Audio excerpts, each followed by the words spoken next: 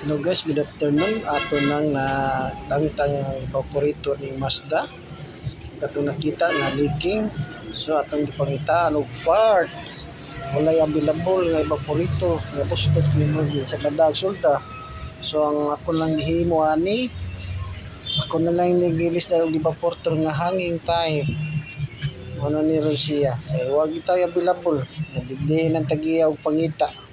Wajud so ni suggest ang tagiya nga ako na lang mangitag pagi kung say angay mahimo o kung say matawad ang evaporator. So akong nakita nga pwede ra matawad ang hanging type. So yun, nakita niyo guys, so success gyud matawad.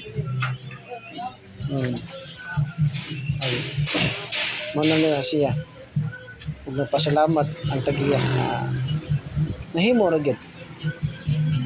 Salamat sa inyo guys. Saan ito lang layo? Sa sunod. Kira, dira yan? Oo, kira.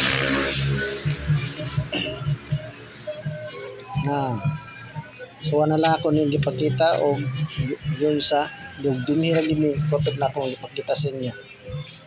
Medyo taas na kayo. Salamat.